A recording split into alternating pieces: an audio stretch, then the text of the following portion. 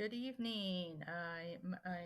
Again, it's time for the card reading ritual for the full moon. In case if you have not seen the last videos, I will introduce myself again. I am Sarah, the founder and guide for the Estuary Moments. The Estuary Moments is, as we're speaking, is being built to serve other way showers, liberty leaders, wisdom practitioners, wisdom seekers, and those who want to break cycles to tap into their highest selves through spiritual companionship, intuitive guidance and development, and spiritual care and divination. Uh, it's really about like more about how to tap into their dream architect and leave their eager beaver behind, really, so that they can realize their ability to self initiate and and be anchored with their why and how. So that is like the story moments and part of what I do besides card readings and eventually creating incubators and for incubators for like spiritual development is to offer full moon card reading rituals for y'all. So for the full moon, and it's about the estuary moments.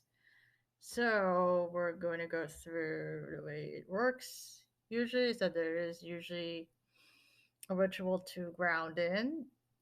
Sometimes it's like one grounding ritual, and sometimes there's two, depending on where I'm at this month. But usually grounding, and then we go straight to the card reading. And then we go to also like the Lecto Divina reading, and as usually a poem, an essay, or letter, usually an essay or a poem or prayer. And I read it several times, and then I see what it's speaking or what it's saying to me as I speak. Like at least enough times to feel the energy of the word of that. And so spirits are channeling through as we're going along, so don't be surprised. And then we close out and say goodnight. That's it. Like if you're also you know want to book more than just a card reading personally, on the channel you can also like eventually click down below in the description like a private card reading session with me if you want more than just like watching the full card reading and want it to be more personal to you. So this is just a general reading. But as I mentioned, like if you want a more personalized like reading about transitions of your life, either how to initiate it or how the flow would change, or start your journey or self-initiating on this journey, you can do a private session with me, which you can book in the description below. Other than that, this would be trust that otherwise, like just trust that this general like card reading ritual of Pisces would be something that will support you and that will mean something to you and that it will be relevant. So let's enjoy and let's get started. So let's go ground and ground with mostly breath in 3 counts and then pause and then breath out in 9 counts. So we'll do this three times. So first you breathe in, pause on the 3 counts, and then out in 9 counts, like exhale.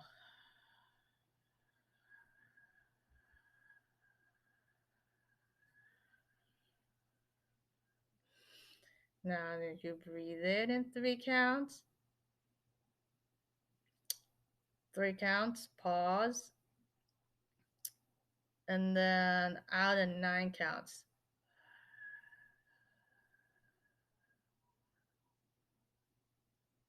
One last time. Breathe in the three counts. One, two, three, and pause. And then breathe out. And nine counts. One, two, three, four, five, six, 7, 8, 9. So you hope you settled a little bit as a means to settle down. And let's get into the full moon reading. So we'll start with what estuary moments are present during this full moon of Pisces. And I will later eventually do a video on why I called it the estuary moments. And so I will get into that. But estuary is where saltwater and freshwater meet. Usually when the river meets the ocean. Got a situation near the water, and it's an area where saltwater, freshwater meet, and then there are life forms that can grow in these between spaces. So that's the whole idea. And I will eventually, and more in length, in the upcoming weeks about why I call my work the estuary moments, why I called it. So we'll talk later, but let's get into what estuary moments are. Which aka crossroads, aka paradoxes, aka convergence, are are are present during this full moon of Pisces. So so let's get some cards out.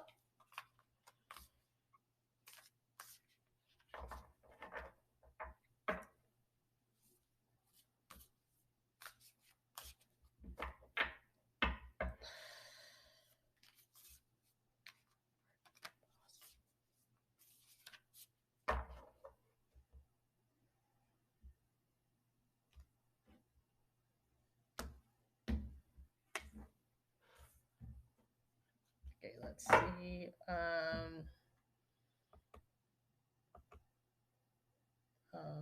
Let's see.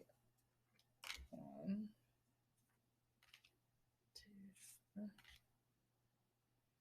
Okay, so this is an interesting. So what's coming up is accomplishment with the man, basically someone with a magician, basically with a rabbit on top of it and a card deck, and then someone dancing behind him and paper. And what else? Such interesting accomplishment. Separate the separate card. I'm using the Earth deck, Oracle deck for card, and then release. So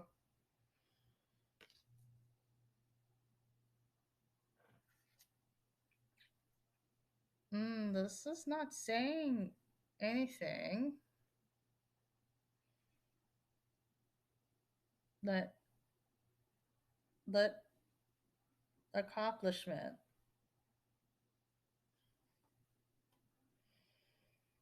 Hmm. There's a she and again. This card's coming out strong. Is that release the thing, sensing that separate uh is the what's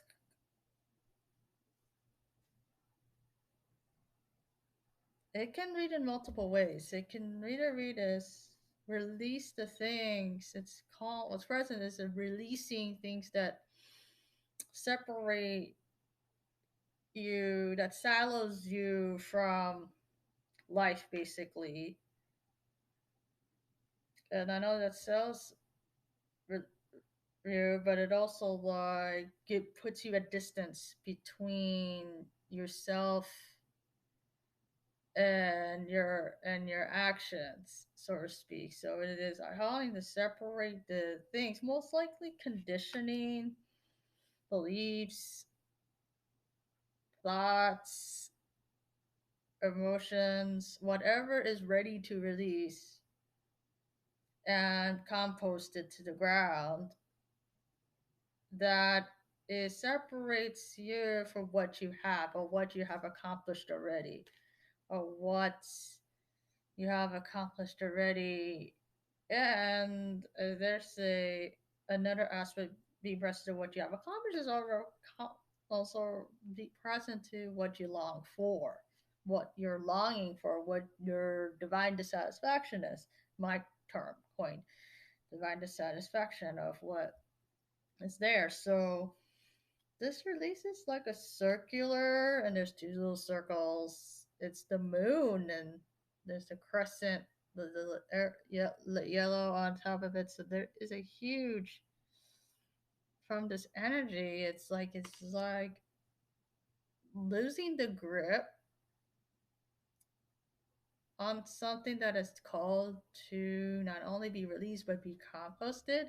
And whatever is composted is the very thing that is keeping you from being present to what you have actually accomplished already, as well as what are you actually allowing for now, what dissatisfaction is communicating to you.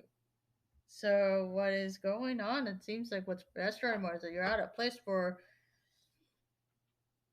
as you're accomplishing, you are being reminded of what is not enough or what cultural conditioning is still relevant, what family conditioning is there, what um and this ain't easy because because they do help protect you until it doesn't, and it comes in contract to eat both what really is happening around you and what's really your inherent nature, your overall inherent nature, or for what is or what has been.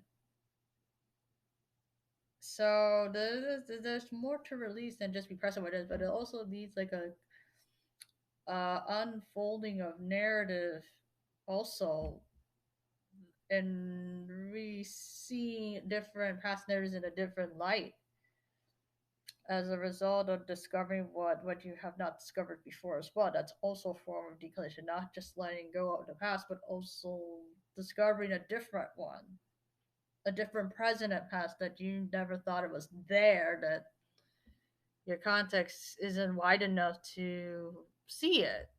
Your context, your perspective isn't wide enough and deep enough for you to really receive that. So part of release is releasing and composting the condition that doesn't serve you, or your relationships, the condition that doesn't really support you, but also like outgrowing stuff, outgrowing things as well. To be present with both what you have accomplished and what you have, milestones or accomplishments you have done, and relish that. That's and while simultaneously present with what you are also longing for or what you want more of now too. So this is what's present, and separate is coming from like remember what is the gap between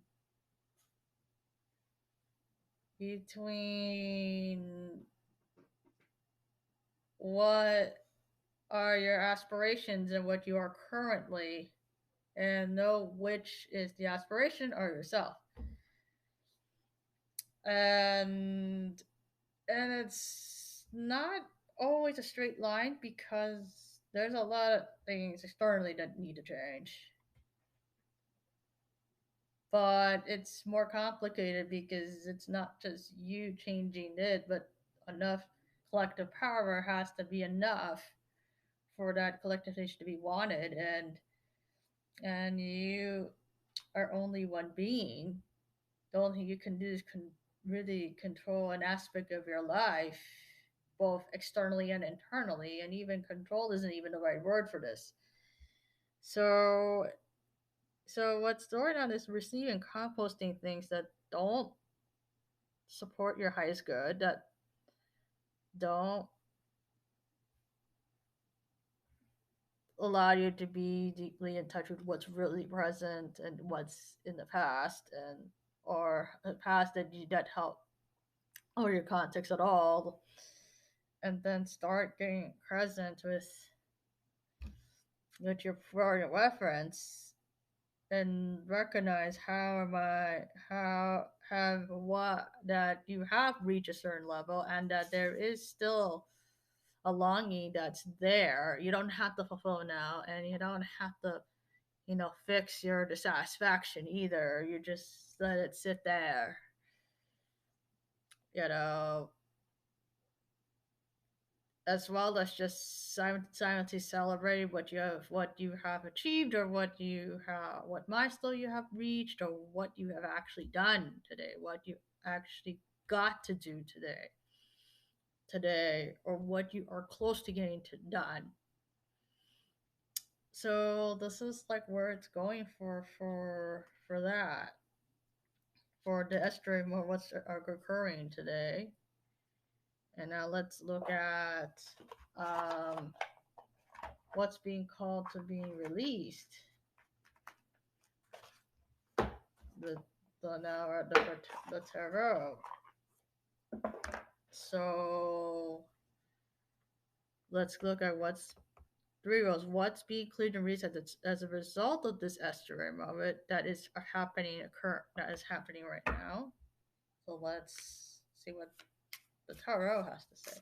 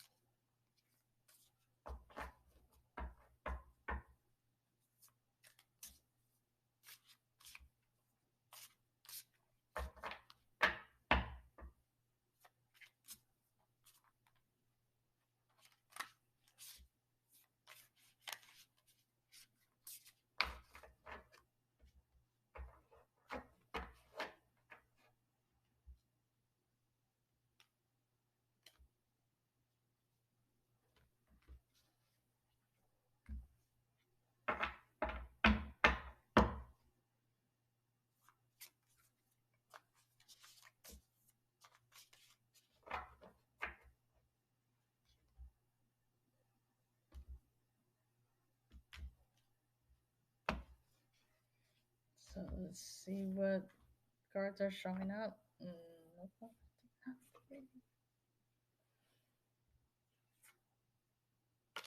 Mm-hmm. 10 let's be releasing Mother of Wands. So you got the Mother of Wands. It's also known as the Queen of Wands. We got the Ten of Wands. We got the Seven of Swords. And we got the Strength card. This is. Let me pause this for a moment because.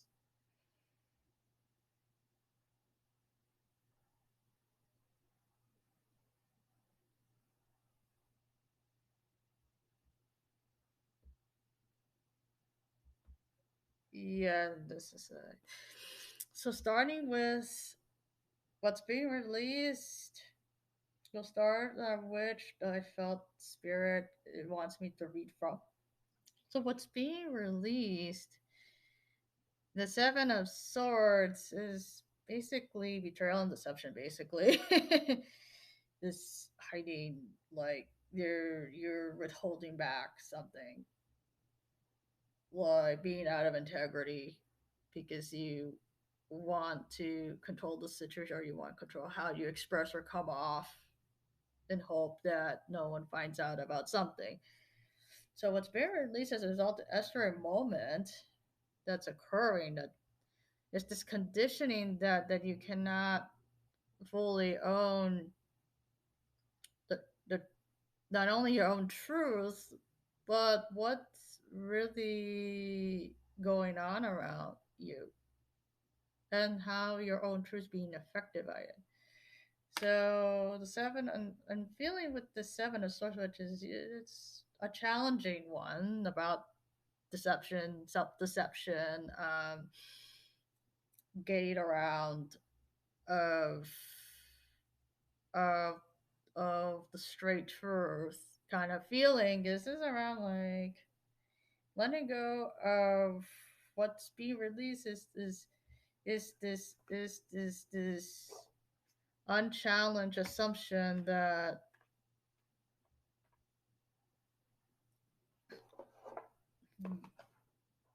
that either you're having or your guru said or your or the group think of what you're reciting is that you have to basically censor the truth of what you're experiencing or what you have questions about or what or that's not just the truth about not only your truth but also not putting up with the the truth about others and the truth that others are revealing or the other people's own truth as well as the multi-layerness of it. It's because it's about sneaking around, hiding something, because this is a very challenging card, the Seven of Swords. This is not just about releasing this need that speaking your truth doesn't matter. It's also releasing this idea that you have to not fool yourself to think that being rational makes you truthful. Just as being emotional, reasons and emotion are not inherently truthful per se. That is what you have to let go of. Being rational does not make you any more true than being emotional. It's calling for feedback loop. That's what the symbol like calling for like as you are realizing not just you have to release this fact that speaking your truth doesn't matter. You also have to release the fact that being rational, being neither being rational, being emotional makes you truthful per se, nor that truthful is being truthful precedes wisdom. Okay, like truth has to be from a place of wisdom and clarity and self honesty rather than self honesty about what you feel, what you're thinking. First, it's about calling for an embodied self honesty and really to know where you are, understanding your limits, both personal and collective limitations, and interpersonal limitations and interpersonal capacity, not just the limitations, but what you're capable of. So it's communicating this big thing is that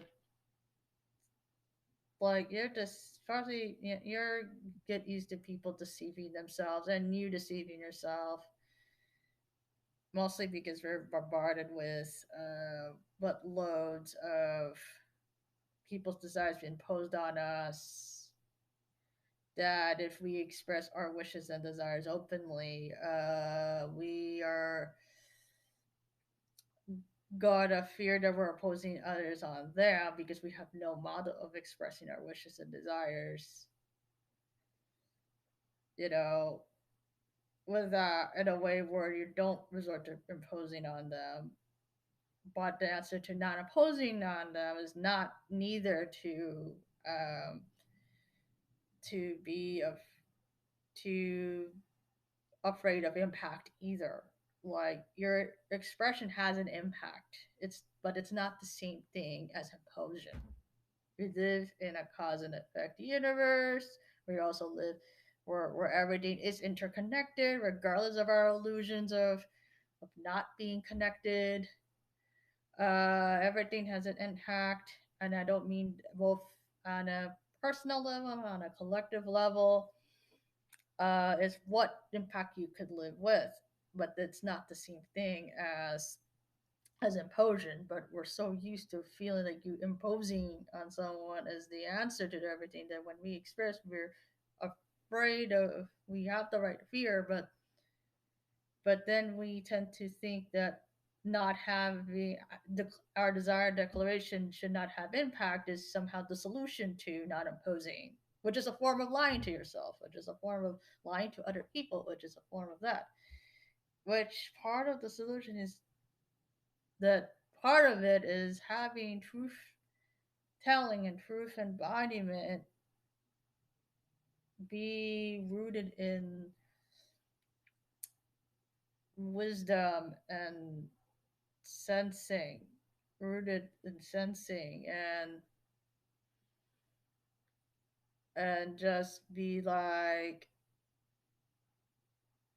knowing what your limits are and knowing what you are capable of simultaneously, knowing both at every moment, knowing the past as much as the past you can know about yourself knowingly and open to the present knowingly.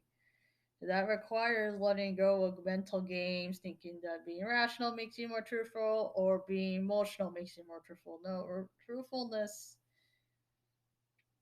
starts with being rooted and and self honesty, which both your current limitation from and your capacity from moment to moment. Because as you let go of this capacity, here you get to a place where you are capable of unearthing your not only the inner strength but deep inner strength and love, ability to hold space for yourself, like hold space for what is there with the strength. So you got a powerful strength card. A strength card, even though it technically ends with this, with the Ten of Wands, the strength card is about deep self compassion and inner strength and graceful resilience and sense of beauty. And it's not the beauty that's, if you can see, it's a lion, which is a beautiful kitty cat with an infinity symbol on it and the rose. Like there's a sense of healing beauty and instinctive and and embodied resilience in this. So it's about like releasing this Gakamini idea that Gakamini idea that lying to yourself about what makes things truthful, the shittery, rather is going seeing rational makes you truthful, or emotional makes you truthful, or being a nihilist makes you truthful, or being a Pollyanna makes you truthful, needs to go to the dumpster because you need to get to the place where you can touch the embodied resilience, not from grit, but from holding space for yourself and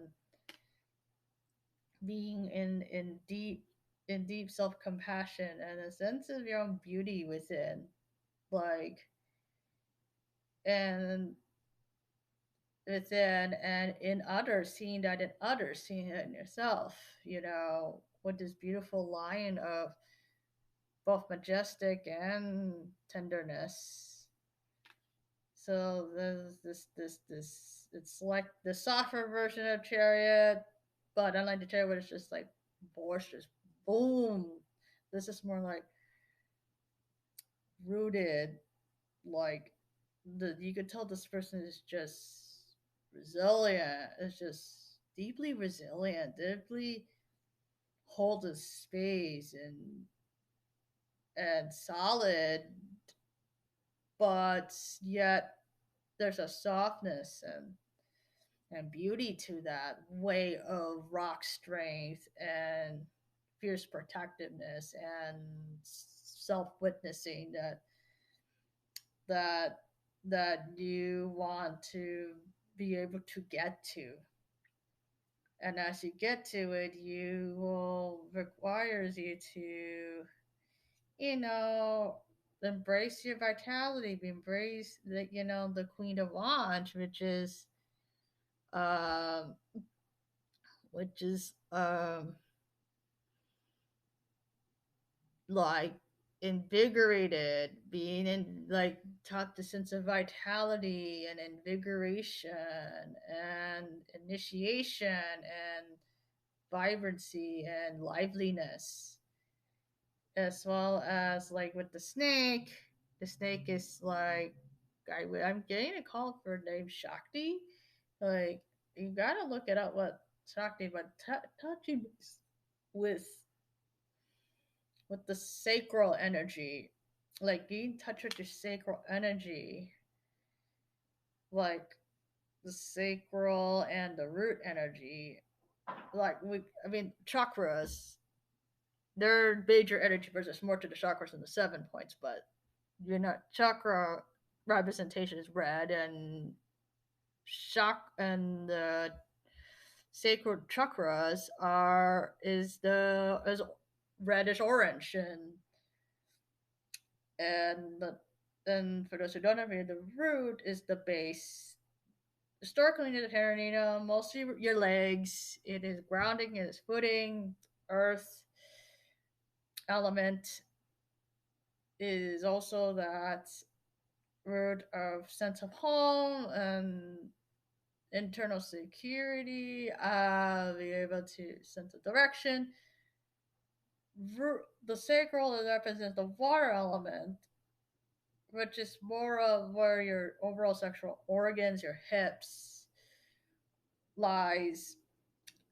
And the hips is more like pleasure, playfulness, autonomy, boundaries, your sensual erotic energy flow resides. Well, the root represents like, where do you release tension, where do you rebuild your foundation, what the roots of who you are, and what your sense of belonging is, and your needs and wants, represents the playfulness, the boundaries, the autonomy, the sexual power, and creation, and self-creation, and co-creation. So what this is called, besides of vitality and regal and loveliness and invigoration and being invigorating, it's calling for to deepen your deep foundations and sense of playfulness, like touch into the deep sense of who you are, and find what you can create, and which means nurturing your root and your sacral, because as you are releasing this, you also release yourself and conditioning that holds you back from tapping into this and tapping into the beauty of your root and sacral chakra, and what's causing this to be freaking stuck. I mean, look at the beautiful, like, Queen of Wands, knows Mama at Wands, with all the eggs and with the arrow coming through her, like holding on the stick and nurturing her, warming up the eggs so that they can hatch. Like, what are you doing that prevents you from warming up the things that need to be hatched? And what root and sacral chakra work do you need to face? And I don't mean just meditating on it and have energy healing. I mean, like, what can you relax? What aspects related to sacral and root that is also needs to be faced, both body and relationally, that needs to release at that moment. And the ten of cup, with the ten of wands, it means that you're carrying a lot of crap that needs to be carried, that needs to be taken off. Like, you can handle a lot of strength, but you're also called to delegate that once you complete what you need to do, or what you need to accomplish when you call to start like reduce the weight of it that's not yours and dump that into whatever, and then not dump it, excuse me, release the weight and find a way to reduce the weight off your back after you accomplish your goal. Because the 10 of Wands means that you are carrying the back that you're carrying, and you're holding all that while you are, what, going through the finish line. And then you're finishing, you gotta start let go of the weights that that isn't yours to carry, that it's time that this is bread that you can carry, and spirits gradually you're on accomplishing it, not that now let drop it. So so what's the mix of going on is that as you are letting go and redefine what truthfulness is and grounded in wisdom, you need to also decondition the things that separate you from the inner strength and resilience and the vitality and groundedness that you need to create and nurture your what you're creating, and get rid, and when you're done with whatever your milestone or project, start figuring out a way to reduce the burden off your fucking back and redistribute some of the responsibility or weight. Or don't take on as much, or get to the habit of knowing the difference between what is social responsibility and what is personal. Like, know the difference, and it can really prevent a 10 of Wands situation of completing something with weight on your back, which is prime for exhaustion. So that's like the reading for the for what needs to be released.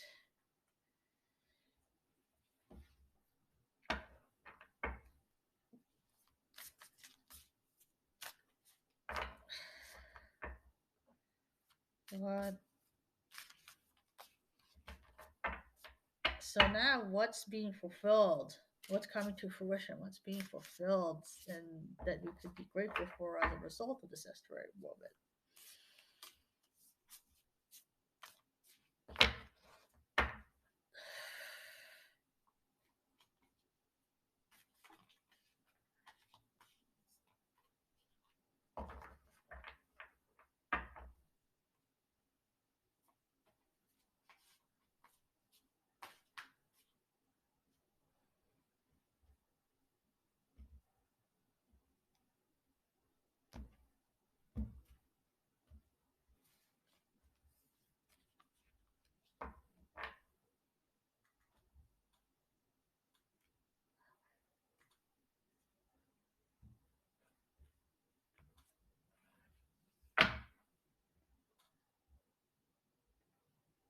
So now let's see, what do we have? Let's shadow the highest of the abilities for this one.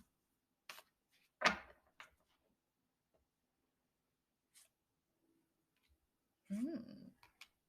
For the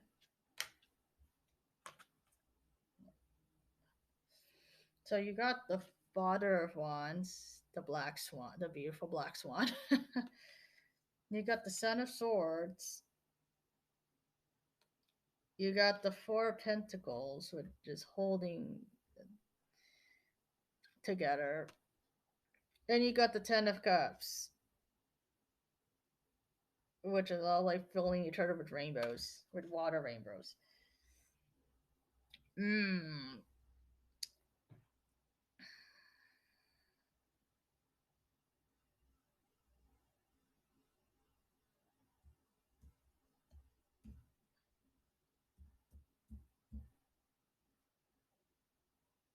Decisive.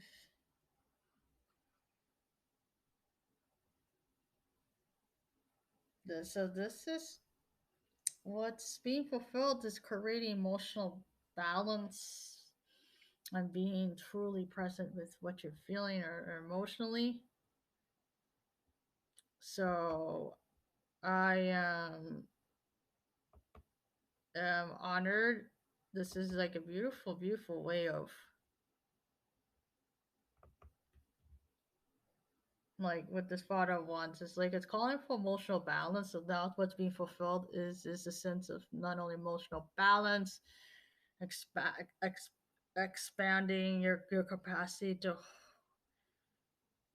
to be in emotional depth and equanimity, as well as like there and through being in a very equanimous and flow place and stability and flow and imagination expansion, you now have clarity of actions what actions or decisions you can make. Like you have the capacity to make decisions quickly and act on your decisions quickly as a result of not only increasing emotional depth but also emotional balance and wide range of capacity for emotions and soul and expanding the depth of your soul and imagination and and being rooted and being transformed by it and having senses and emotions and spirit and imagination running through you without taking it over, but without suppressing it in order for it to not take over, and still being self-honest about it is now giving you the ability to now be able to make decisions quickly, to be able to discern like what actions can I take, what do, and it's not clouded by emotion, by being your nervous system being fried all the time. So what's coming from world is that there is. I mean, this is hard to say why this is because let's be honest, we're in COVID era and none of us are okay. But when you prioritize like a type of like relational and emotional wellness and social wellness, that that gives you good feedback loop and gives you emotionally honest with yourself and balance like buttercups, like the cute little swan. And you are have capacity to exercise good decision making and acting on your decisions and creating plans and goals and taking inspired action and aligned action for it in the and be able to act on instinct to do that aligned and clear actions and decisions and executing them because of that, and be able to perceive and move forward with, and it can also mean you can move more forward a lot of decisions and things because you're able to prioritize relational and emotional well-being and community well-being and internal and your own personal emotional well-being. And as you're making this well-being, you also are breaking through, you're also regaining like it's twofold.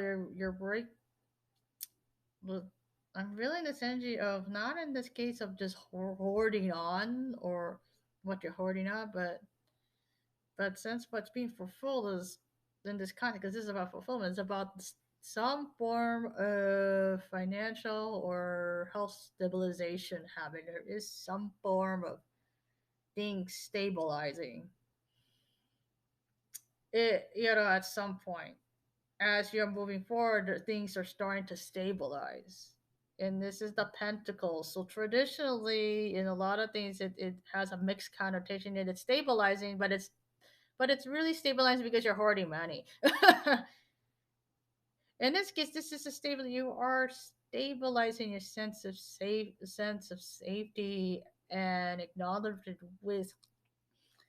with your concept of wealth and money and meeting your basic needs and facing that you have enough sensitivity that you can face that, but it also means facing your scarcity. It also means facing the truth about your how you really feel about your living situation, your financial situation, your economic situation, even if the emotions are not pleasant, because this is a four of Pentacles, it means that there is a good sense of stabilization enough to not only rest on your head about your basic needs and your career and your money, but simultaneously it means facing,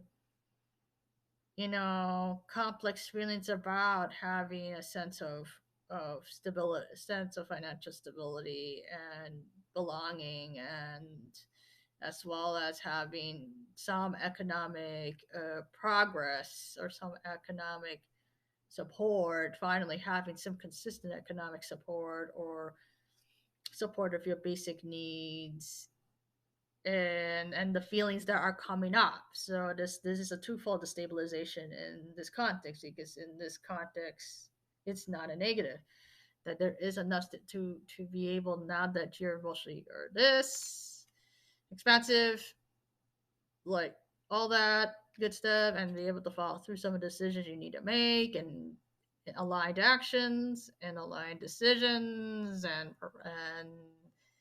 and strategic executions that you need to calculate and execute. You now have a sense of stabilization happening with some aspects of in your economic and your financial life and in your living situation, in whatever your living situation is. Or but it also means that stabilization is giving the body, your nervous system, a sense of relief, but also that relief meant it's safer to bring out all that conditioning and traumas coming off of your butt related to what would be considered root chakra related work shit, now that there is some. So that is what is coming up too. So even in this is bad. Like there's a lot of the good stuff, but then it's all bringing up like a lot of it is ancestral, cultural, your own survival mechanisms that was necessary, and in some cases even now still necessary in some situations, and you don't know when to know when not to use it in some. Like you're especially in this conflicting and socio-political time right now. It's just, there's just no way to sugarcoat any of that. And but there is some stabilization in your personally and in some people in your community, but it's also bringing out like both conditioned fears by that you're taught to condition, but also real fears that were present when that happened, or that you studied or you know as well about what I just said earlier, and so you can't bypass that either way. However, facing those fears and using that stability and that emotional to face them and not go like face them, and owning up to your projections, as well as owning up to the fact which projections are not yours, and which things you don't need to individualize, because it's a collective problem. It's a collective conscious. It's not personally you, as well as what things you do need to hold up to, because you do impact something. Knowing all that, ironically, it may not seem sexy, but it can lead to a form of emotional fulfillment. Not just simply finish, but an opportunity to have a way of getting your cup filled.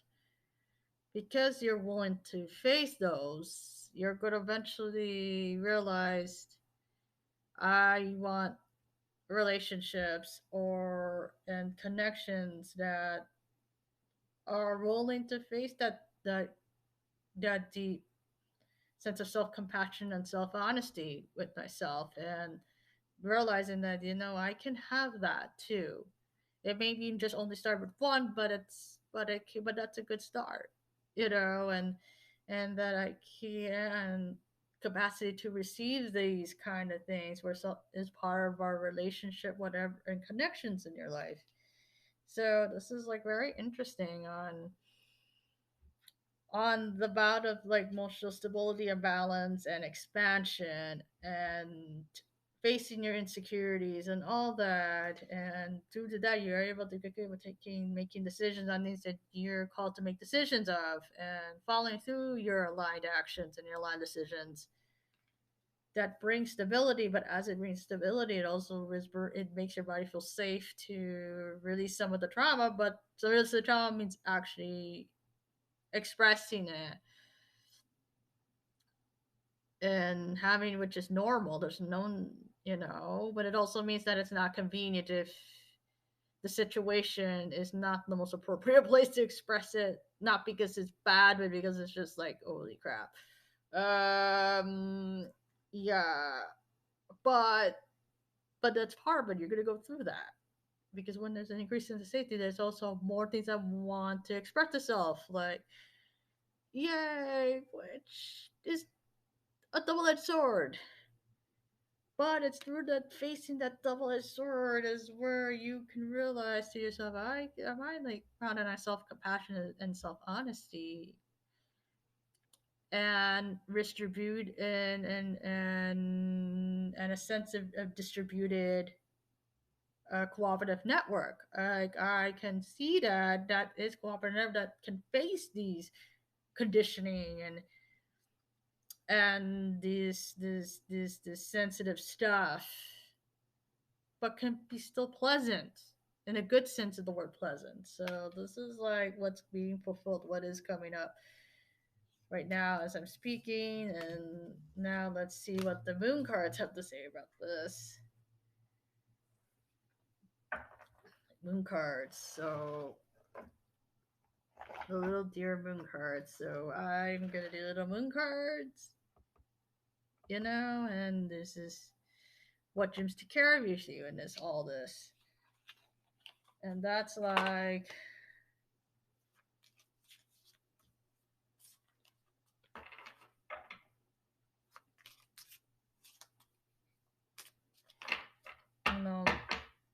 you know all that, and and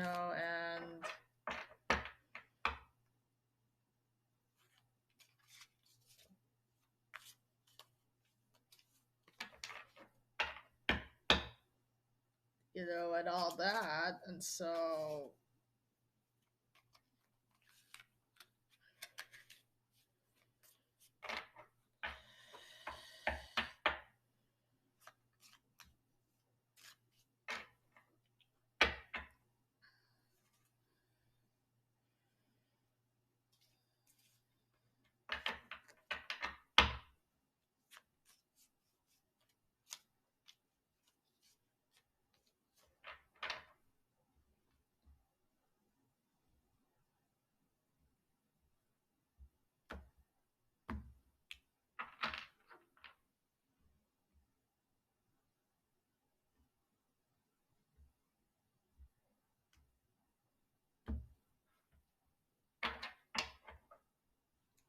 we can do like what's the three cards?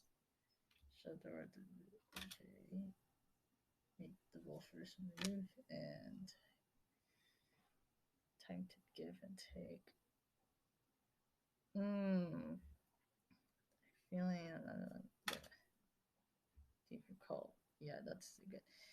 So instead of three, I end up picking four, since this moon and Pisces thing is just like wants to yak today. So there's like four cards. Is this card called Full Moon Aquarius says show the world the real you. The next card is be bold and make the first move. The next one is the new one is time to give rather than take. And the last but not least, you're so close to achieving your goal. And I'm reading this from right to left. It's like it's probably for me as well as for you, in all transparency. This is calling for remember that you're of service, but it starts with being you and honoring you and your own purpose in the world. And make steps as a result of tending and honoring yourself and honoring who you are and your gifts and and part of the give take, and it's not that it's important to keep receiving, it's really important, but the context is that remember that you are doing it from a place of service, from generous service, that you honor and respect, and it is of service, that you being yourself is of service. And you have to remember that, because that's how you're going to bring any form of fulfillment or milestone into your life. Besides, like, actually, set yourself a success department, is this is more like find a way to be curious about yourself and who you are and the depths of who you are, and take actions that reflect that genuine curiosity and the pleasure you get from curious and exploring things about yourself. Because if you're so into joy about that, then there's no self-conscious thinking that makes you want to hoard or take things so much. You would naturally be like, you're feeling stepping into being of service becomes easier, and your some of your accomplishments are about to be fulfilled because of it. Some of your goals are going to be fulfilled because of it. Some clarity around what you need to fulfill them or what you need to let go of is important. So this is like pretty straightforward, to just be curious about yourself. Um, like from a deep sense of like about yourself, losing the grip of self-flagellation that you're whatever taught, and then your actions will start to reflect that self-flagellation. But part of that, and I will be clear about, is that as you are learning to let go of self-flagellation, you got to distinguish, like, that self-flagellation is not yours to carry. It is, and so I would implore you to, um, to be on it, to get curious about yourself, but start with being compassionate with yourself.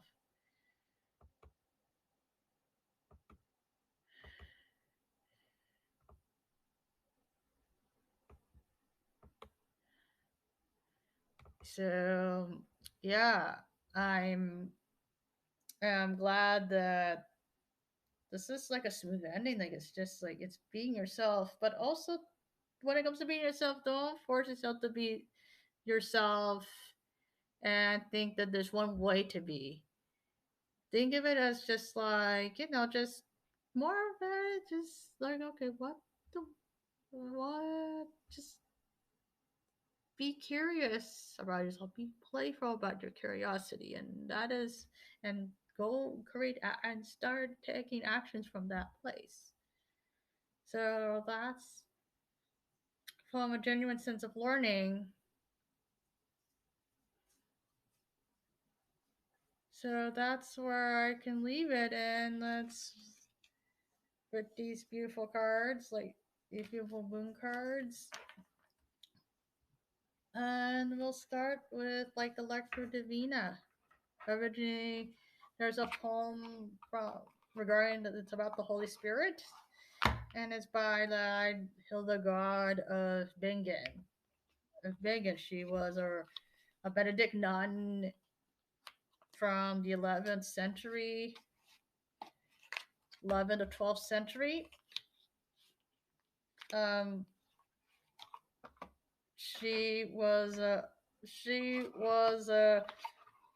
musician, a poet, an abbess, a leading abbess in her monastery. She was what a an artist, a nature lover.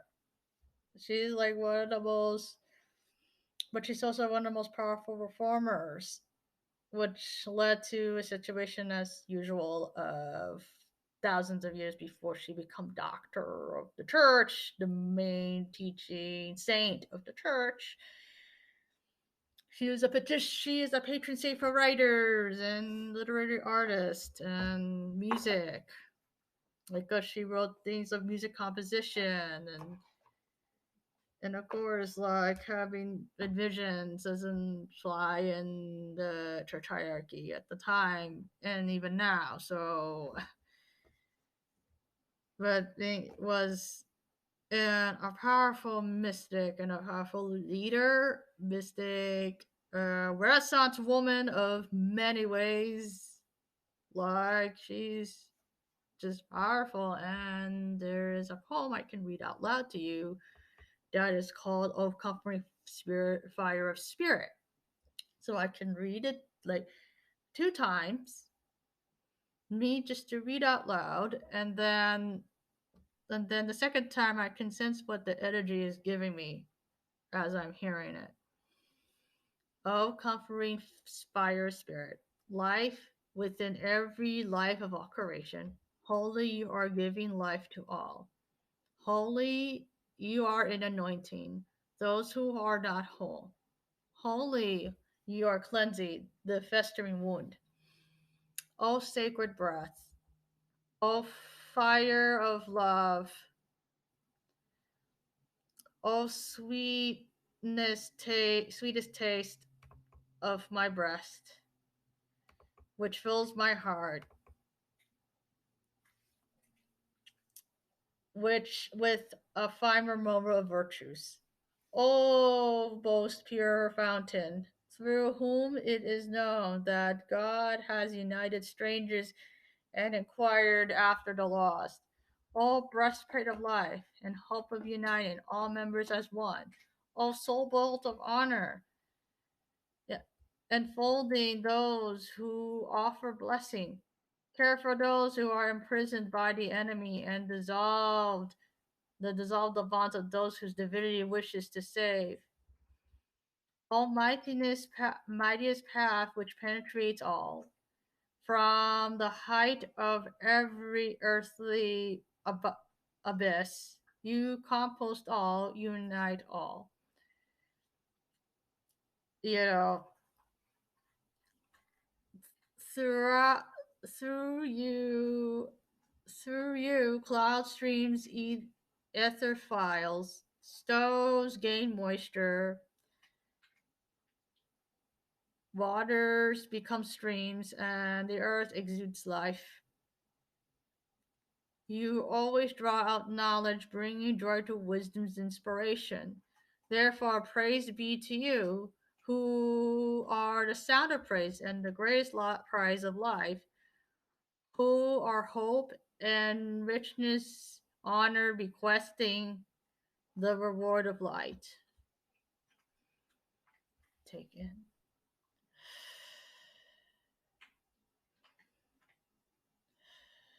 So now one more. I'll see one more time, and we'll read it again. So let's read this again. O comforting spirit of fire, life within the very life of all creation. Holy you are in giving life to all. Holy are you in anointing those who are not whole. Holy you are in cleansing a festering wound. O sacred breath, O fire of love, O sweetest taste in my breast, which fills my heart with a fine aroma of virtues. O most pure fountain, through whom it is known that God has united strangers and inquired after the lost. O breastplate of life and hope of uniting all members as one. O soul built of honor, enfold those who offer blessing. Care for those who are imprisoned by the enemy, and dissolve the bonds of those whose divinity wishes to save. Almighty's path which penetrates all, from the height to every earthly abyss.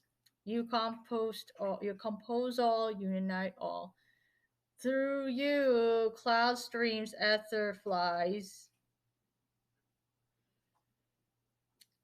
stoves gain moisture, waters become streams, and the earth exudes life.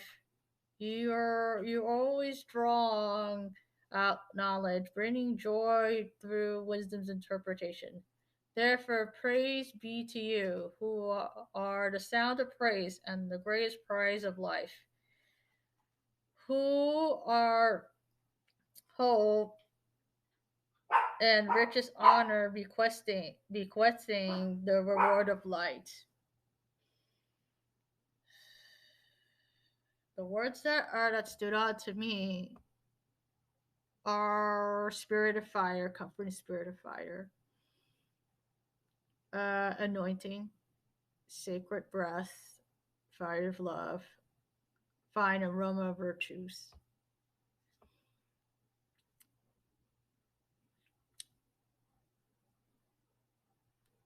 The breastplate of life that I have the energy, sense the energy.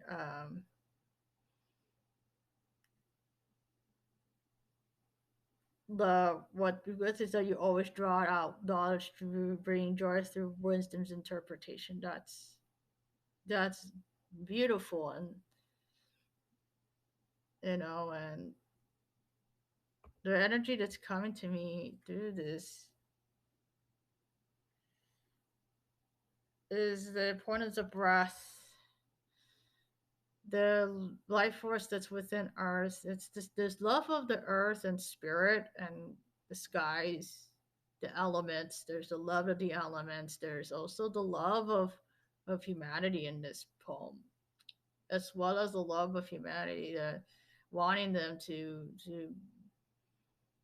be in salvation, but not just salvation, but also be in their full divinity and humanity. There's a lot of calling back into humanity, which is a big part. But the longer part is praising the power of spirit and spirit being with us and nurturing us and not just as humans but all of life, like unveiling life and glowing and there's a sense of enchantment in her poems and and this is very, even in the English translation, it's very very musical. There's a very musicality to her poems, mostly obviously because she was a composer and musician, but and her poems will reflect that.